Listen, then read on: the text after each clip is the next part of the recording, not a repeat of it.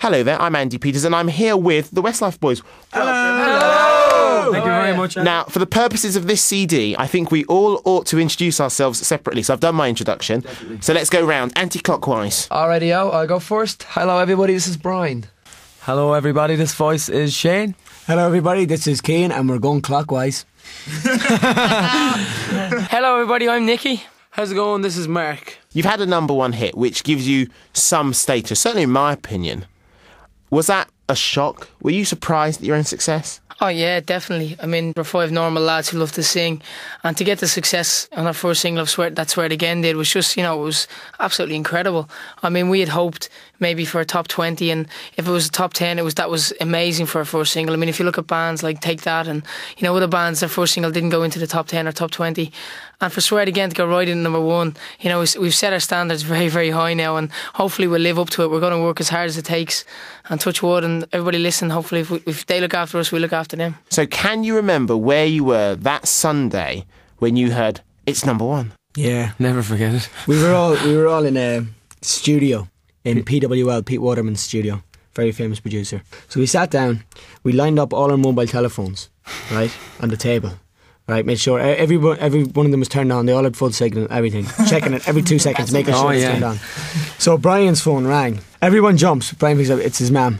Mum, and she's like, "Did you get the news?" And he's like, "No, I can't stay on the phone. We're waiting for a phone call, because we didn't know whose phone was going to ring." Yeah. So then Louis phoned, and he just goes, "You're #1, guys." Yeah. He rang my mobile, and I just went, "We're #1," and we all just jumped into a big group and we just hugged hugged each each other for about. We felt like crying in a way, but we just felt so happy. We were just squeezing each other. Like, come on! It was just unbelievable. Great. So Shane, being #1 in Ireland and being #1 in the UK simultaneously, it must have been a dream come true. I mean, really, had you ever thought it would happen? No, I actually remember talking to Cian about it. We'd released in Ireland, and we got #1 in the first week. Went straight in, and we were in Sweden recording. And then we're talking about, I wonder how it's going to do in England. But we just said, imagine if it stayed #1 and went #1 in the UK at the same time. And I was like, no way. And we were like just laughing. It was a total joke. Yeah. And it did, it stayed there for 4 weeks in Ireland. Well, 5 weeks, but 4 weeks, and then #1 in the UK. And we'd both sides of the waters, then we had the #1 at the same time. It was amazing. What with Ireland being hometown, does it mean more to have a #1 in the UK than it does in Ireland? They're both very equal. I mean, there's different sides of it. UK is a much bigger place. There's a lot more people here, obviously, and but Ireland is our home. I'd say it was great the fact that we got #1 in Ireland before we got #1 in the UK. And we set 2 weeks aside to make sure that we could be in Ireland, meet everybody in Ireland that wanted to meet us. We did loads of signings, everything. So we were very, very lucky to meet everybody. But Ireland is our home country, so we look at it like fantastic. But then England, it's a huge place, it's a huge country, the amount of people that are here, and to get a #1 here as well as Ireland, I mean, there's no better. Became a bit of an anthem as well. You must have been really pleased, people were using it on, when you see programmes that cut sequences together that are moving sequences, and they were using your music. It was in the EastEnders. Yeah. It was in the EastEnders. Yeah, in the cafe. Oh, I heard that. Yeah. So things like that must have been like, that's our song. Does it still surprise you? That hits the heart, definitely. I mean, I remember somebody saying that to me about EastEnders, and I just went, "What? Our song was on EastEnders? No way!" And they were like, yeah, it was playing in the background. We were like, we couldn't believe it. We were sitting down watching EastEnders, and your song come on. I was like, oh my god. So, what was the reaction from your friends and family? Oh, it was absolutely fantastic. They were all over the moon. They were all throwing private parties in the houses and having all their friends around. It was just amazing. I think they were actually probably more happy than us. I remember when Mum was on the phone, she was in tears. I think our parents especially kind of get a little bit more emotional sometimes than we do, because when I phoned my mum, it was like, oh, I'm so relieved, oh, that's so brilliant. And she said actually that she hadn't been so relieved ever since she finally got me toilet trained when I was young.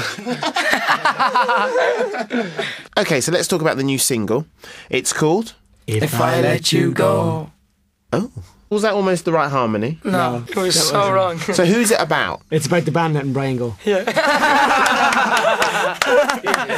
So no, is it about anybody in particular? It's just a song basically they're writing about a girl, and it's just a fella telling her, if I let you go, I'll never know. Great little pop song. Great, it's a great pop song. It's a brilliant song. It's a lot different to Swear It Again. Yeah, but it's more mid-tempo kind of, and we like it. We love it. It's a great summer song as well. Is there a conscious effort for you all to have songs where you all sing lead? Well, it's kind of like the way we work it is the first single was Shane and Mark, and then the second single Brian has been brought in, and then maybe the fourth single all 5.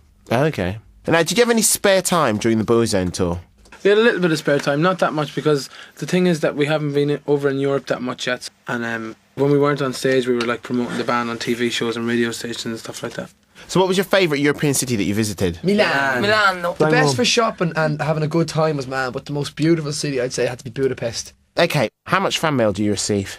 Yeah, we do get a lot of fan mail, you know, from all over the world, from different countries, and you know, it's really good though, because the whole band, there's no kind of one person in the band that gets the most fan mail. Do you read it all? Yeah, we go through, like, it's obviously, we go through every bit of it. I mean, there's time we might get, some days we might get like 40 or 50 letters from, you know, especially if we're going through different countries, because some days you're in like 3 or 4 countries a day.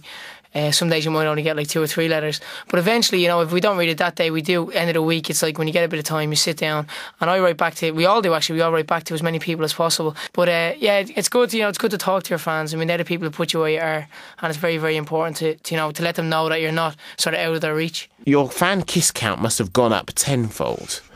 Do you ever get bored of kissing people? It's got to make a living. I've always been a kisser. Well, we've heard that about you before, and we'll probably hear about it again. You get to meet loads of new people, and you get to kiss them as well. So that's brilliant. Yeah.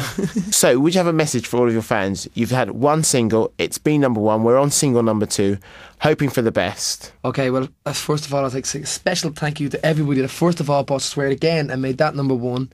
Yeah, exactly. Swear It Again. Thanks very much. Our second single, If I Let You Go, you've bought it. Thank you very much if you're listening to it. And just thanks to everyone who supports us. I'd like to say Westlife will be here for as long as you guys want us to be here. That's all really I can say, and we love you for putting us where we are today. I'd just like to say thank you very, very much for buying Swear It Again and making it a huge success all around Europe and the world. And then you've bought If I Let You Go. Hopefully that'll be just as successful.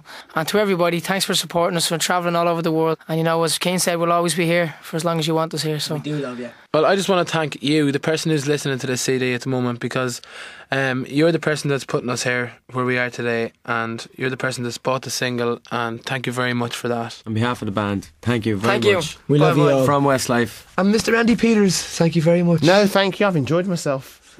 Yes, I've enjoyed myself. It's